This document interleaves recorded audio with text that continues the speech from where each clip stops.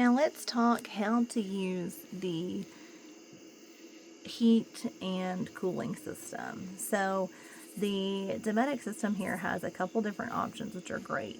So we do just have on and then go straight to your fan. And so that's just going to circulate air.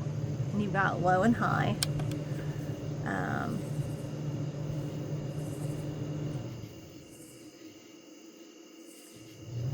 You can definitely hear the high kick on. And then let's go to our cool. Now I'm going to set really, really low. Typically, you don't want to set it this low unless it's super, super duper hot outside, or we've just gotten the trailer set up and we're trying to bring the internal temperature of the whole cabin down. We'll turn it low, but it usually does really well around 67, 68 degrees. And so you hear that cut on. Now let's talk about furnace versus heat pump. So let's say that you've had a really great day. It's been warm outside, but in Tennessee, we go from warm to all of a sudden now we're in the 50s and it's a little chilly. I always tell everybody, pack an extra sleeping bag if you're driving and you have room. Sometimes it's comfortable enough here in Tennessee in the fall just to go ahead, pack that sleeping bag, leave the windows open, and enjoy the nature. But so the first thing you have is your furnace, and right now the system over here, the Dometic, is still kind of coming down from having been on heat or on cool, but now we've got furnace turned on. The furnace is actually located underneath the bed. It's down here.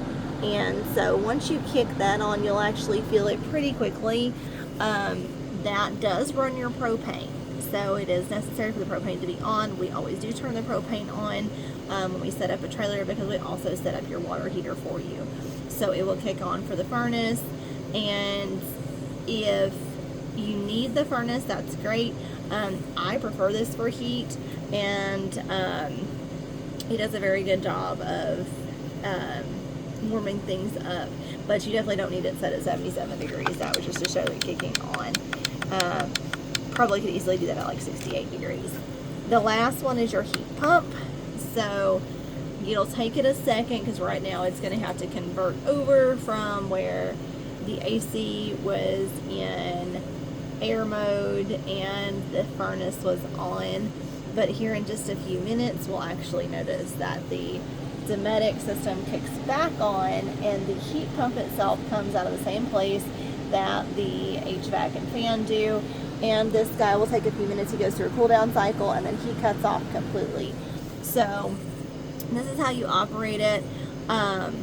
It's wonderful on all seasons. This has been a great system all the way around.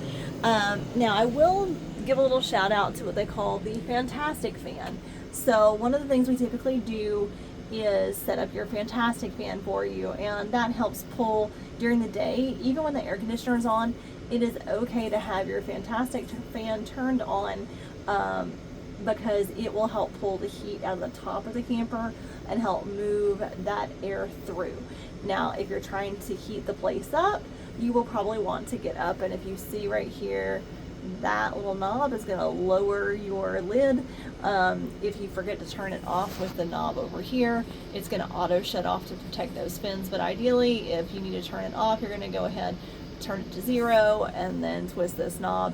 And the final step is, before we leave, we always make sure we use the lock, and that just keeps the lid from flipping up while it's driving down the road. So now I can tell while I've been talking, the heat pump down there has completely turned off, and the Dometic is now what's operating. So you can kind of see exactly how to go from point A to point B.